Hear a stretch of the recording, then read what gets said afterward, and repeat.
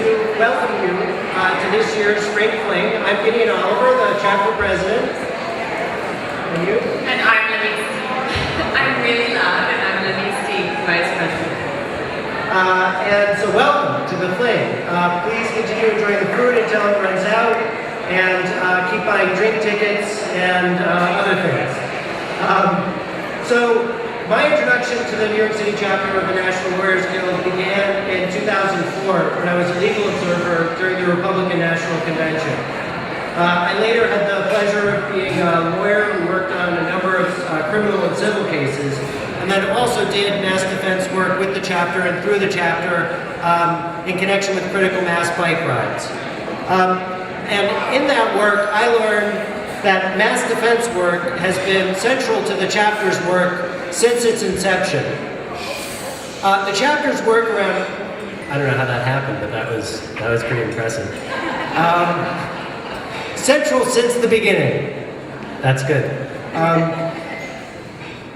The chapter's Occupy work began as a species of mass defense work, and it began before the physical occupation of Liberty Plaza. There was a movement that began around protesting the proposed budget cuts last year. And like a lot of popular movements, it began with students and workers and grassroots groups. And it became a long-term group occupation of public space with a political message called Bloombergville that embodied what activists, it was an embodiment of what activists imagined communities might look like. And it involved a commitment to internal and external anti-oppression work, and featured such things as non-hierarchical collective decision-making and a general assembly process. Pretty much the opposite of what we lawyers and legal workers are used to dealing with in criminal, civil, and other legal systems. As the physical occupation of Liberty Plaza began on hashtag S17, or September 17, 2011, the chapter's mass defense gears had already started turning. Fast forward to now, we had no idea that such a long-running movement would blossom under our noses, but we have been able to offer critical movement support. Legal observers have been out on the streets since the beginning. Criminal defense attorneys have volunteered to represent arrestees in over 2,200 cases, and the chapter has provided critical civil legal support to the movement. And it's been to the point for a while now where occupiers know that about having their backs, we don't even have to say it, they just know. As Stan Lee once said, with great possibility comes great responsibility. And in the face of all of this possibility, the chapter has grown to over 800 members strong. Our work, yeah, that's right. I'm proud to say we're the largest local NLG chapter in the country right now. Our work is diversified and gotten stronger, as exemplified by the street law team, the Muslim Defense Project, the Anti-Racism Committee, and HOMOs, among others.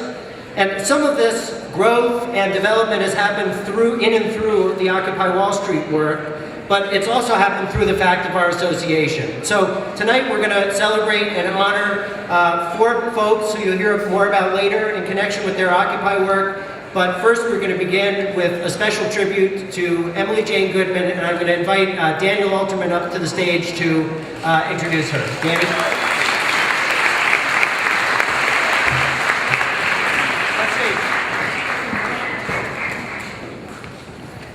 Can we have our friend and brother Gus Reichback come up?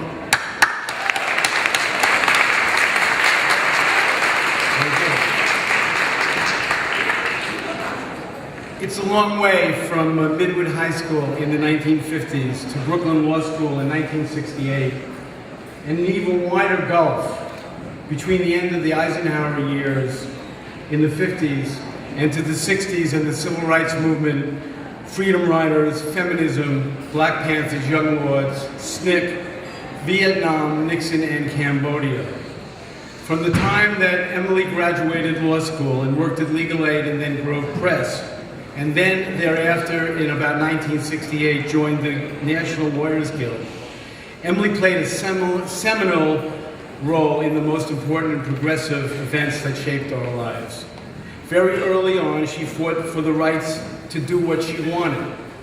That meant traveling alone to Europe, going to law school when she was sick of being a secretary, being a judge, a lawyer, a mother, and an activist.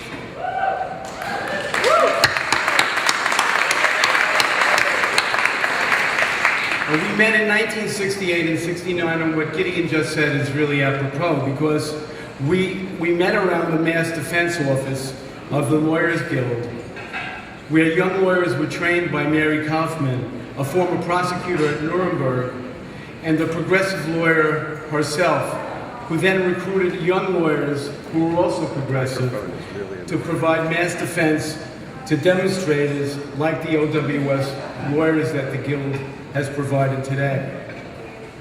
We formed the Long Workers Collective, which provided legal and medical help to groups that needed it, who were gay or displaced or suffering from the trauma of Vietnam. We did Attica in 1971 and continued to work at with the Attica Defense and the Brothers for almost 40 years until the case was settled. She is the mother of Justine Goodman, who was named for justice.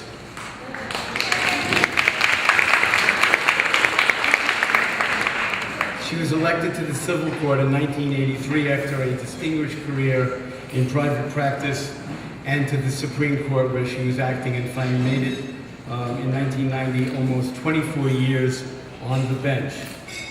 So we are here tonight to wish Emily and thank Emily for the work that she's done as being an activist and an activist judge, and also to wish her good, glad tidings for the fantastic new firm that she is working with for the future. But first, I want to tell you a couple of funny things about Emily so I don't get too boring.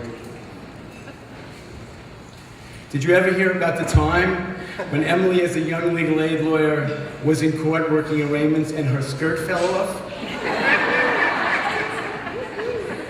So what did she do?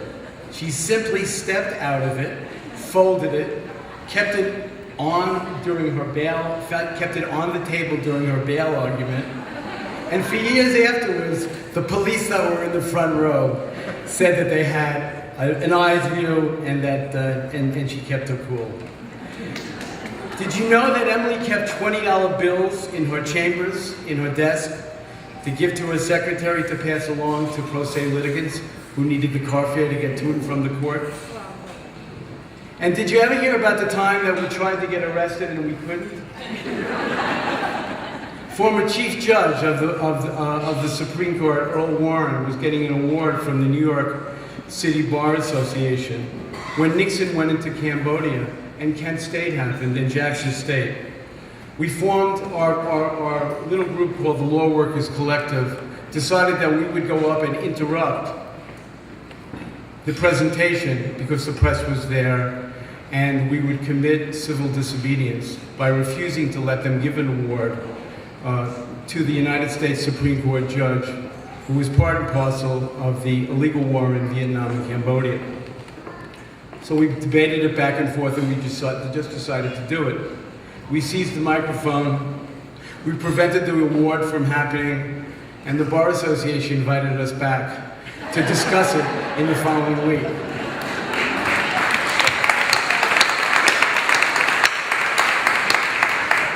So what a career, what a career. She's done everything, and she's done everything well.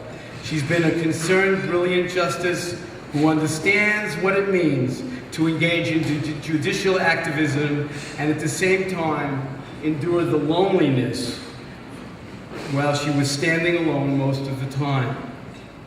And while she was attacked for her strong and courageous opinions, she fought back and never once wavered.